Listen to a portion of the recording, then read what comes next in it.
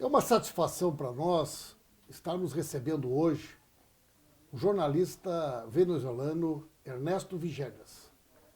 Ele é uma pessoa que conhece muito a realidade da Venezuela e está no Brasil para uma série de eventos e de entrevistas que pretendem falar um pouco sobre o atual momento que vive a Venezuela e desmistificar esta verdadeira narrativa sobre o golpe no Brasil e a maneira como a grande mídia brasileira tenta fazer um vínculo entre aquilo que nós estamos vivendo e a situação da Venezuela.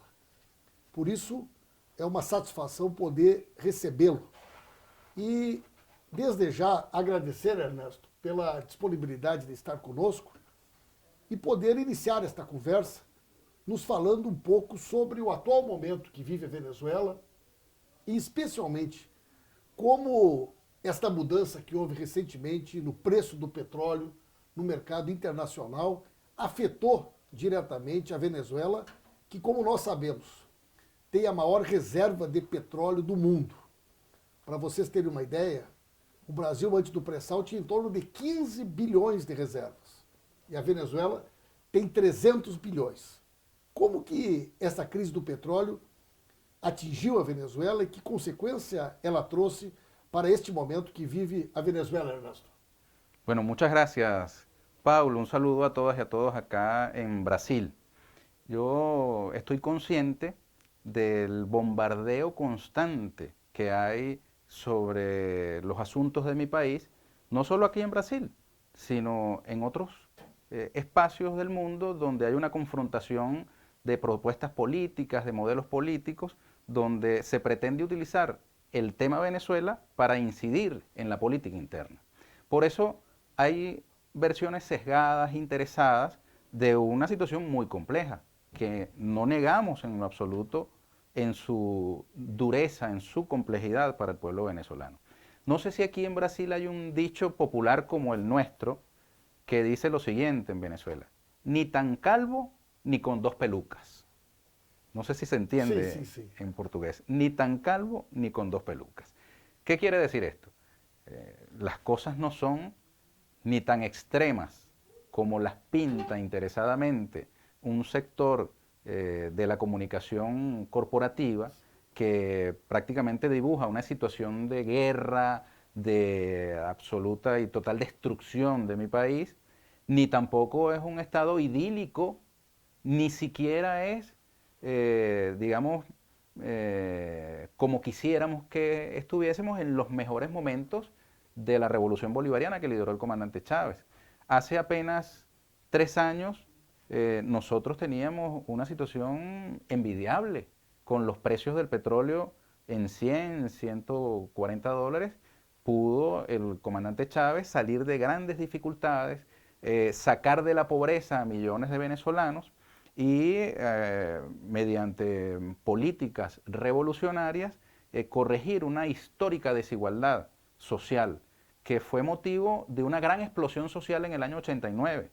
En Venezuela ocurrió lo que se llamó el Caracazo en el año 89 y eso desmoronó el viejo sistema político, terminó abriendo paso a la llegada de Chávez como fenómeno político. Lamentablemente, la caída de los precios del petróleo generó una situación de graves dificultades para las finanzas del país, que se unió a una actitud hostil de parte nada más y nada menos que de la primera potencia mundial, los Estados Unidos.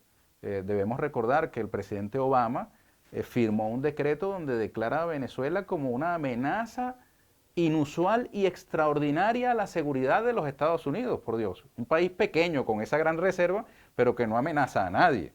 Eso ha traído unas consecuencias económicas también, se ha dificultado el acceso de Venezuela al financiamiento internacional, hay una actitud hostil de factores económicos que despliegan una estrategia de guerra para tratar de que el descontento popular ponga punto final a la revolución bolivariana, a la revolución de Chávez, al gobierno del presidente Maduro. Só para as pessoas poderem entender, Ernesto,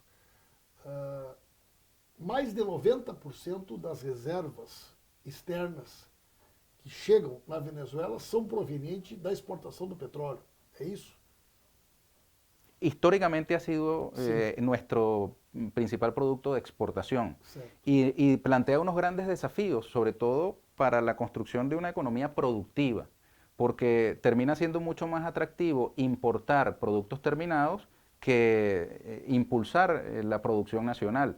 Esa es una histórica controversia que tenemos internamente en Venezuela. La caída abrupta de los precios del petróleo nos golpeó severamente. Mira, de 3.000 millones de dólares que entraban con regularidad, caímos prácticamente a 77 en enero del año pasado. En enero de este año, perdón, iniciando este año. De modo pues que eso significó una caída del ingreso del país catastrófica. O Eduardo Galeano, na década de 70, passou um ano na Venezuela estudando petróleo. E ele constatou na época que a Venezuela era o país do mundo que tinha o maior consumo per capita de champanhe francesa, de uísque escocês, de perfume francês, de carros de luxo. Né? Era uma burguesia que vivia de maneira bilionária. Né? Eu percebi na Venezuela que há um conceito sobre serviços públicos essenciais, onde além da saúde e da educação, o acesso à energia elétrica, ao gás, à água, ele é praticamente tratado como um direito do cidadão. Perguntei para uma pessoa quanto que ela gastava por ano de gás, e ela me disse que $1. Né? Aqui no Brasil, nós temos milhares de pessoas que têm água, luz cortada por falta de pagamento. Durante essa crise, isto afetou os serviços essenciais? A população está com dificuldade? Houve alguma mudança nesses direitos para o conjunto do povo venezuelano? Precisamente esa es la peculiar característica del gobierno revolucionario que encabeza el presidente Nicolás Maduro, que no ha, digamos, respondido a la caída de los precios del petróleo con las acciones ortodoxas que recomiendan los organismos multilaterales, por ejemplo el Fondo Monetario Internacional. El Fondo Monetario Internacional plantea, por ejemplo, la congelación de los salarios, que no haya aumentos de salarios porque son inflacionarios. En Venezuela ha habido sucesivos aumentos salariales para compensar las tasas de inflación que se han venido presentando como consecuencia de la caída del ingreso nacional. Y en el caso de los servicios públicos, más bien se reivindica su carácter público. Nosotros en Venezuela tenemos educación gratuita, salud gratuita, tenemos acceso a universidades públicas que se multiplicaron en los tiempos de revolución como nunca antes. Se mantiene el programa llamado Gran Misión Vivienda Venezuela, que ha permitido que 1 millón de familias de escasos recursos puedan obtener su vivienda. Se ha mantenido además el precio de la gasolina, que hubo un ligero ajuste en sus tarifas recientemente, pero que siguen siendo infinitamente inferiores a las que se cobran acá. Para encher o tanque de combustible de un vehículo na Venezuela? Mira, yo tengo un vehículo de 4 cilindros, Sí. de un motor de 4 cilindros que utiliza gasolina de 95 octanos. Y nosotros pagamos por el tanque completo 230 bolívares. 230 bolívares, para que tú tengas una idea, incluso a la tasa del dólar llamado today, del dólar y del cambio paralelo ilegal, es algo así como $0,25. No sé cuánto sería en reales. 70 centavos de reais? Eso 80 centavos de reais? es mucho más económico que una botellita de agua mineral, de agua envasada. Digamos então que foi R$1 para abastecer 95 litros de gasolina no tanque de combustível do veículo. 95 octanos, el tanque es de 40 litros. 40 litros, né? Então, com R$1, você enche o tanque de gasolina do seu veículo. E a energia elétrica e a água, ela é cara para o cidadão? El agua es prácticamente gratuita en Venezuela. El servicio de agua es irrisorio lo que se cobra. Y en el caso de las tarifas eléctricas, son las tarifas eléctricas más baratas del mundo, en mi criterio. No tengo el dato comparativo exacto, pero realmente no ejercen un peso fundamental en el presupuesto familiar. Hoy día sí tenemos una situación difícil y por eso te estaba describiendo el contexto económico en el acceso a los alimentos, en el acceso a los alimentos y medicinas. Ahora bien, hay que tomar en cuenta, en Venezuela esos precios son subsidiados. Mira, es increíble la brecha que hay entre los precios de los productos médicos en mi país y en el resto del continente. El precio de los alimentos, nosotros en Venezuela sufrimos un mecanismo que llaman el contrabando de extracción. Los productos venezolanos que se producen en Venezuela o aquellos que se importan del exterior son sacados del país. Certo. Nós vamos agora, no próximo bloco, conversar exatamente sobre isso. O desabastecimento. Essas notícias que chegam no Brasil sobre a dificuldade do povo venezuelano em ter acesso ao alimento, de ter acesso aos remédios, que certamente é uma pergunta que muita gente gostaria de fazer para o Ernesto. Então, no próximo bloco, nós vamos tratar exatamente desse tema. O desabastecimento e a guerra econômica que vive a Venezuela. Ernesto, poderia explicar para nós como que, de fato, a guerra econômica que a Venezuela está vivendo atinge o direito da população de adquirir a comida, o alimento e os remédios na Venezuela hoje, né? A que se deve esta dificuldade das pessoas em conseguirem comprar este produto que é disponibilizado e que é importado pelo governo a preços simbólicos, né? Uma cesta básica na Venezuela, pessoal, eu tive a oportunidade de ver, ela custa R$1,50. Um pacote de feijão custa 29 centavos. Um pacote de espaguete de 1 quilo custa 4 centavos. Né? E aonde que reside o grande problema hoje do abastecimento na Venezuela, Ernesto? Mira, por una parte está el fenómeno del contrabando, ese diferencial de precios entre el mercado venezolano y los países vecinos hace que buena parte de los productos que se venden en el país sean desviados hacia las poblaciones vecinas de los países con los que tenemos límite. Pero además también se ha generado un mercado paralelo de alimentos, porque ciertamente esta restricción en la capacidad de importación, tanto de productos terminados como de insumos para la industria, ha generado una disminución ciertamente en la producción. Ahora, frente a ese fenómeno se genera la especulación terrible de los precios que pueden desaparecer de los anaqueles y aparecer en lo que nosotros conocemos como el mercado bachaquero o en el bachaqueo, que son individuos que te compran a un precio irrisorio un producto y luego te lo revenden fuera del mecanismo oficial a precios exorbitantes. Por eso nosotros tenemos el gran desafío en Venezuela de avanzar ya en lo que resta de este año en el equilibrio de los precios reales. Esa es una tarea que tiene el equipo económico del presidente Nicolás Maduro. Ya se han venido ajustando algunos precios porque en un espíritu autocrítico nosotros tenemos que reconocer que no se debe confundir la regulación de los precios con el congelamiento indefinido de un precio.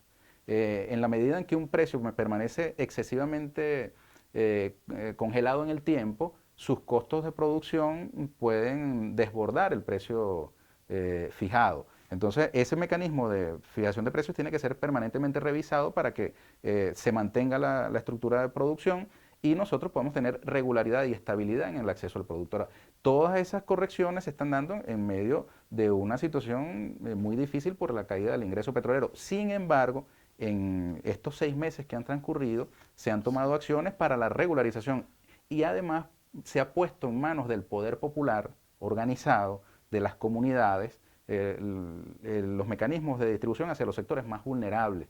De modo pues que en comunidades más pobres hay la bolsa de comida que son vendidas al precio regulado, que los sectores populares pues agradecen y permiten, digamos, enfrentar la tormenta que en efecto estamos viviendo y que estamos apostando a que podamos terminar de superar en lo que resta de año.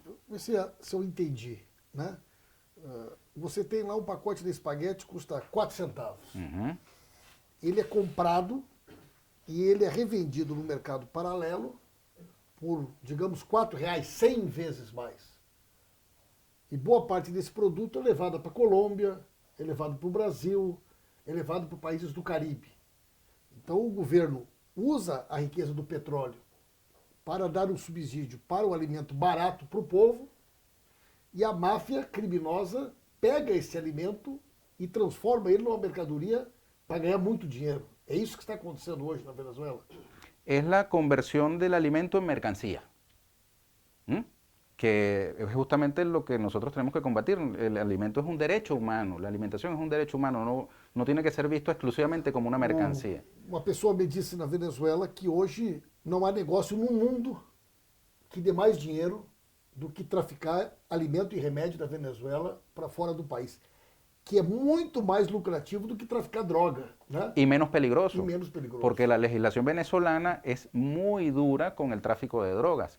Una persona que aparezca então a máfia, con un alijo de drogas... do crime organizado hoje, ela se estruturou para traficar comida, para traficar remédio. Particularmente hacia Colombia. Para Colômbia. Particularmente hacia Colombia. Y fíjate, hay personas que se dedicaban al tráfico de drogas que se mudaron al tráfico de combustible y de alimentos. Y se ha dado el caso, yo he visto las imágenes de unos venezolanos que han cruzado la frontera hacia Colombia cuando se ha decidido reabrirla, y ciertamente cuando cruzan la frontera se consiguen en Colombia con productos venezolanos que fueron comprados a precios subsidiados y que son vendidos a precios internacionales allí boa parte das pessoas en Colombia. Que saem da Colômbia que saem da Venezuela para ir para a Colômbia comprar alimento, na realidade estão comprando alimento venezolano. Algunos incluso con fechas de vencimiento ya pasadas, porque se da el fenómeno del acaparamiento sí. y demoran esos productos desde el momento en que son producidos hasta el momento que son expedidos mucho tiempo. Veja a questão do combustível. Você na Venezuela enche um tanque de combustível por R$ 4,00, e aí você vai, por exemplo, para o Amapá ou para Roraima, e você transforma isso em R$ 140. Cada real se transforma em R$ 35 traficando, contrabandeando combustible. Y esa es la gasolina más cara. Esa es la gasolina más cara. La de 95 octanos, porque la de 91 octanos es todavía mucho más económica. Y el combustible diésel, pues, que es el que se utiliza en el transporte masivo, todavía más. E como é que está nesse momento, né, a crise? Nós estamos em qual estágio de enfrentamento dessa crise pelo governo da Venezuela? Bueno, yo tuve la ocasión de entrevistar hace un par de días en Venezuela al ministro de Comercio Exterior e Inversión Extranjera, el economista Jesús Faría, y él me manifestaba en esa entrevista que ya lo peor del golpe económico fue superado. Ya el semestre inicial del año 2016 tuvo grandes dolores para la familia venezolana, y a partir de este segundo semestre debe comenzar a sentirse la recuperación de la economía venezolana. Él me explicaba de la siguiente manera: las importaciones que se han restringido han estado priorizadas para insumos para la producción, no para los productos terminados. De modo pues que con el sorgo para la producción de alimentos para animales, con otros rubros que deben reactivar el aparato productivo venezolano, debemos entonces comenzar a disponer de mayores volúmenes de productos terminados realizados en Venezuela, y esto debe incidir en general en el comportamiento económico del país. Y las importaciones que se realizan están siendo además sometidas al control de la Fuerza Armada Nacional. Hay una noticia que también le ha dado la vuelta al mundo, que es la misión que el presidente Nicolás Maduro le ha dado a los militares venezolanos de dirigir lo que se conoce como la gran misión Abastecimiento Soberano. Esto ha sido objeto también de muchas especulaciones, pero el rol de los militares en este caso es garantizar desde el punto de vista logístico y estratégico que esos productos que sean importados a Venezuela, que lleguen a nuestros puertos, terminen ciertamente siendo vendidos al consumidor final y no terminen siendo desviados para el contrabando de extracción o para las redes ilegales del mercado paralelo. E no próximo bloco nós vamos falar sobre a questão da democracia na Venezuela. Eu quero saber se a oposição existe, se está no parlamento, como é que funcionam os meios de comunicação, e se de fato isto que pintam aqui no Brasil sobre a Venezuela é verdade. Estamos aqui conversando com o jornalista venezuelano Ernesto Villegas. E ele está nos trazendo aqui uma série de informações importantes sobre a Venezuela, especialmente para fazer um contraponto a essa versão que a grande mídia brasileira todos os dias nos traz sobre a realidade do nosso país vizinho. E uma das questões, Ernesto, é a questão democrática, né? A imprensa brasileira insiste de que hoje na Venezuela não existem liberdades democráticas. Os partidos de oposição na Venezuela, os partidos que se contrapõem ao governo do presidente Maduro, eles estão em pleno funcionamento, atuam normalmente? Há algum tipo de restrição? Como é que funciona essa questão dos partidos de oposição no país hoje? Mira, yo creo que la mejor manera de retratar esa situación es ir al país, como has hecho tú. Me parece que es la mejor receta, porque quizás lo que yo pueda decir lo puedan dudar aquellos que me escuchan, pero en mi país hay un clima de libertades políticas que dudo exista en cualquier otra parte del mundo, al punto de que la más reciente elección parlamentaria fue ganada por los factores de la oposición venezolana y ahí están políticos que pasaron todos los años del gobierno del comandante Chávez y estos primeros años del gobierno del presidente Nicolás Maduro sin estar en el Parlamento y volvieron al Parlamento y ahora presiden incluso el Parlamento. El señor Henry Ramos Ayub es un político venezolano de muy larga tradición, tiene décadas de existencia su partido, Acción Democrática, uno de los partidos más viejos del país, y ese partido ha podido actuar libremente durante todos estos años al punto de que regresó al Parlamento y hoy día ese partido preside el Parlamento. ¿Qué sucede? Que hay factores, lamentablemente, dentro de la oposición venezolana que han jugado el doble carril, la política del doble carril, la legalidad y la ilegalidad. Nosotros vimos a partir de febrero del año 2014 cómo hubo un sector muy radical de la derecha venezolana que llamó... Ações paramilitares. Acciones paramilitares, pero también acciones de guerrilla urbana, de bloqueo de vías, de incendio. Esses setores estão envolvidos no desabastecimento? Exactamente, hay factores políticos que han seguido los dictados de un señor llamado Gene Sharp. No sé si ustedes conocen, No. Es un académico estadounidense que es teórico de las llamadas revoluciones de color, que receta una serie de acciones de lo que él llama la lucha no violenta.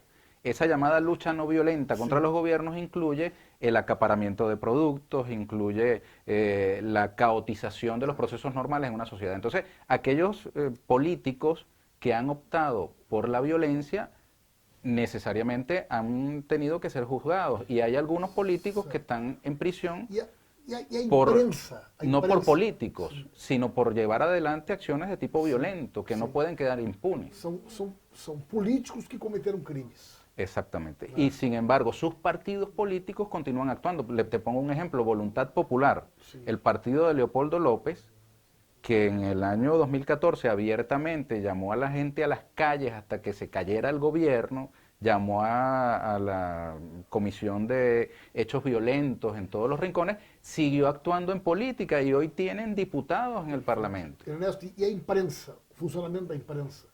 Jornais de oposição, TVs de oposição? Mira, basta con que usted vaya a Venezuela y encienda la televisión y se da cuenta de la variedad de medios de comunicación que existen y que están difundiendo contenidos adversos al gobierno del presidente Nicolás Maduro hasta en los espacios de farándula y de deporte. O sea, no es que haya programas como este donde se hable de política y allí limita el debate político en Venezuela. No, hay programas de orden político, pero además se hace oposición hasta en los programas de frivolidades, donde tú escuchas comentaristas que hacen comentarios claramente adversos. La radio en Venezuela está abrumadoramente en manos privadas. Los periódicos y las televisoras en su abrumadora mayoría están en manos privadas, que tienen posiciones adversas. O mandato do presidente Maduro vai até que ano? ¿Perdón? O mandato do presidente vai até que ano? ¿Un mandato? Vai até que ano? Até quando? ¿Hasta cuándo? Sim. O atual mandato de Maduro? Hasta el 2019. De 2019. Então, nós só teremos... El presidente Nicolás Maduro fue electo en el año 2013. Então, pela Constituição venezuelana, nós só teremos novas eleições em 2019. É isso. A oposição está tentando antecipar a eleição. Nós aqui no Brasil estamos vivendo um processo de quebra da legalidade da Constituição. Velhos políticos, afastados há muito tempo do poder, retornaram agora interinamente através de um golpe, né, parlamentar, de um golpe constitucional. Esse processo na Venezuela, ele tem um nome, que é o plebiscito revogatório. Referendo revogatório. Referendo revogatório. Né?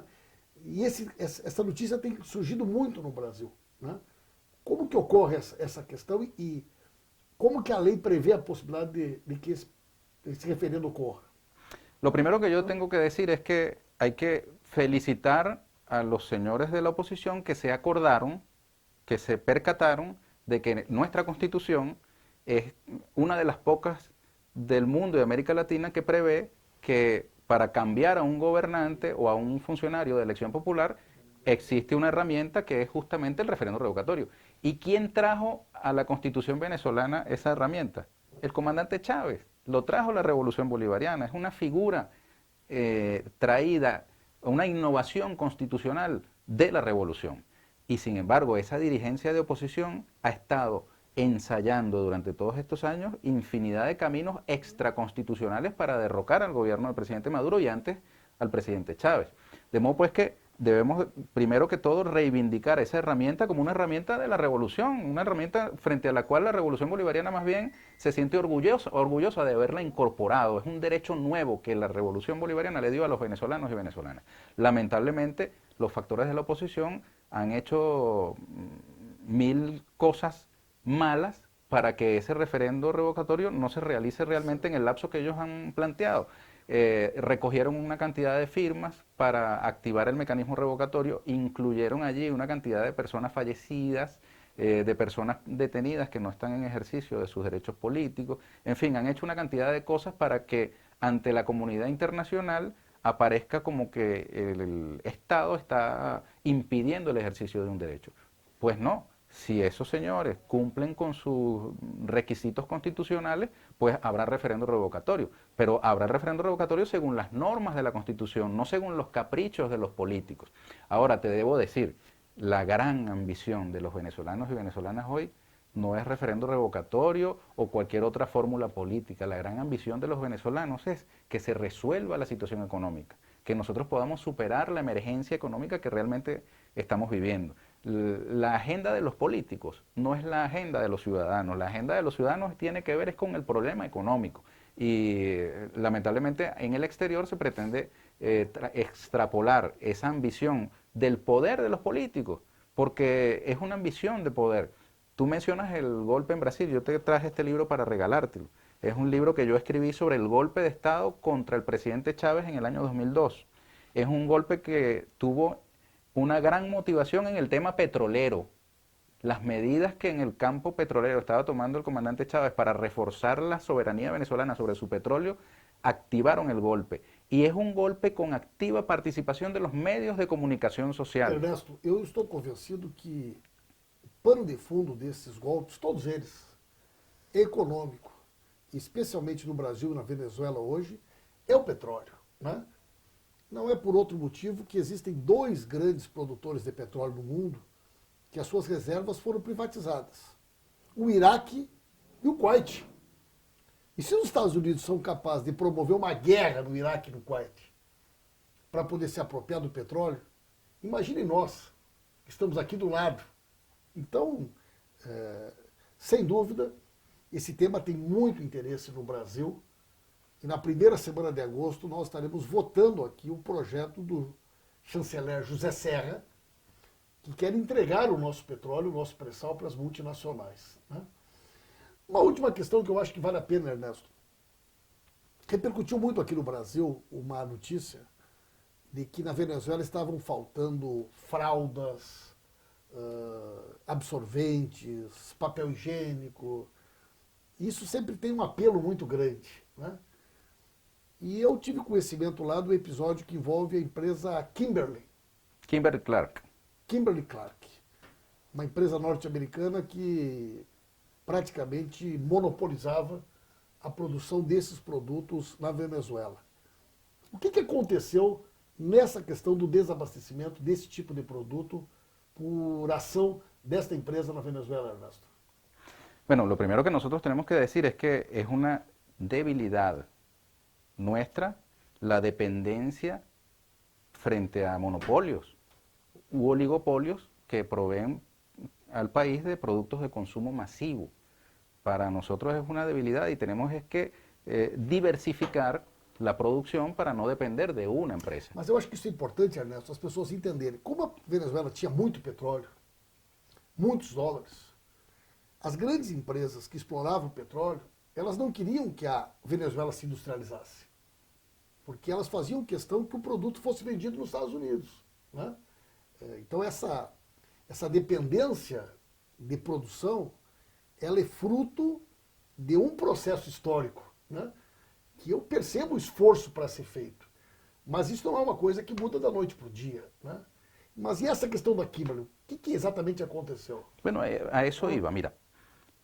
La industria en Venezuela históricamente se ha basado en la captación de la riqueza petrolera para extraer las divisas que produce el petróleo y sacarlas del país. Por eso la producción de pañales, papel higiénico, estos productos masivos, lo hace una compañía transnacional que basa su producción en los dólares, en las divisas que le otorga el Estado para ella realizar su actividad. Cuando el Estado se ve en situación de dificultad coyuntural por la caída estrepitosa de los precios del petróleo, entonces comienza a haber presiones de parte de esa empresa y de otras empresas montadas sobre la misma lógica para que el Estado le entregue las divisas, que el Estado está restringido y no tiene capacidad para entregarlas con la misma, digamos, estabilidad que históricamente. Y entonces la empresa decide de un día para otro cerrar sus actividades y dejar a los trabajadores en la calle y dejar al país sin el producto. El gobierno venezolano no tuvo más remedio, no fue porque lo hiciera gustoso, producto de un plan para ocupar una empresa, sino que lo hizo por necesidad. Apoyó a los trabajadores y reactivó la empresa estadounidense con sus trabajadores y un inventario de materia prima que tenían allí mismo los dueños de la empresa. De modo pues que es muy sospechoso que esta compañía, en paralelo al Citibank, que también anuncia el cierre de unas cuentas del Estado venezolano en el Citibank, pues haya anunciado su salida del país. Nosotros tenemos muy fresco el recuerdo de Chile, que aunque pasó ya mucho tiempo del gobierno del presidente Allende, recordamos muy bien cómo grandes compañías transnacionales estadounidenses hicieron todo el peso posible para hacer chillar la economía chilena. Así lo ordenó el presidente Nixon entonces. Hoy el presidente Obama no lo dice abiertamente, pero sí abiertamente firmó un decreto diciendo que nosotros somos una amenaza para su seguridad nacional.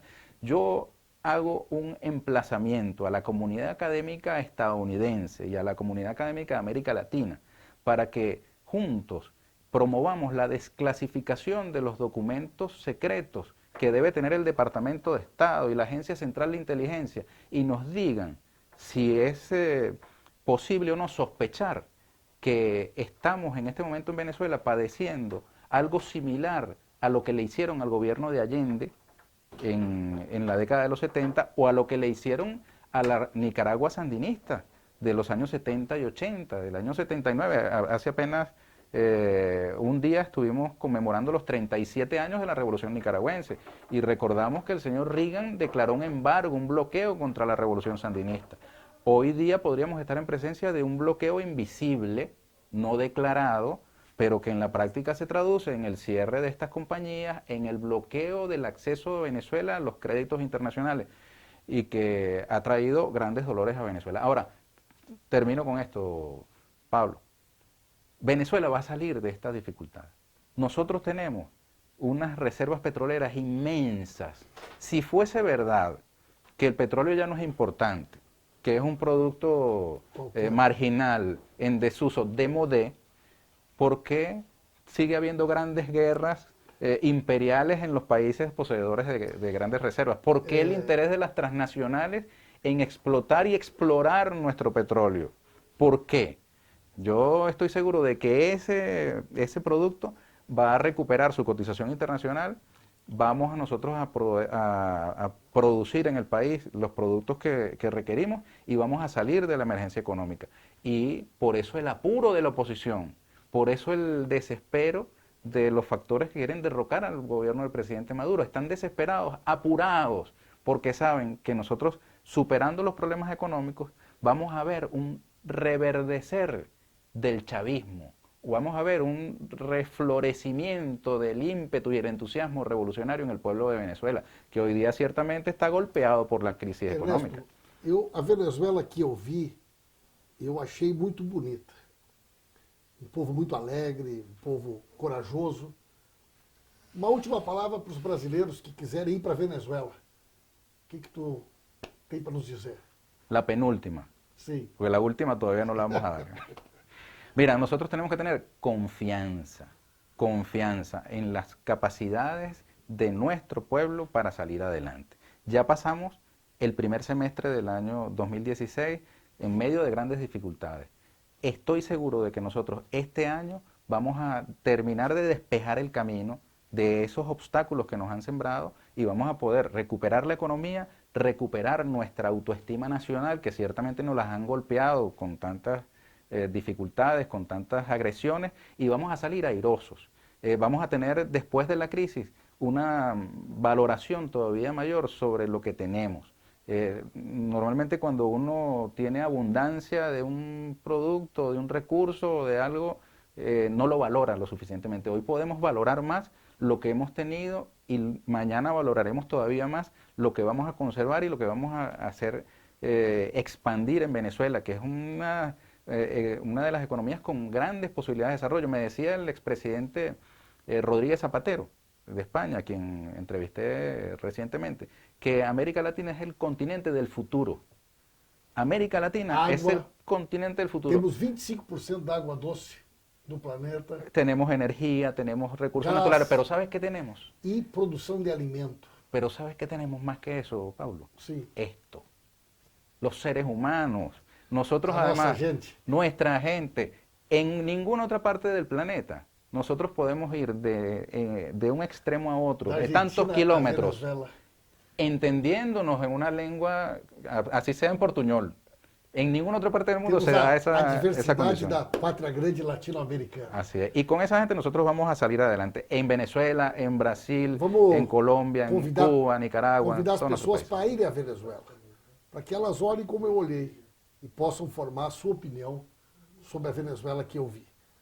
Muito obrigado, Ernesto. Prazer recebê-lo aqui e siga na luta. Venceremos. Venceremos. Obrigado.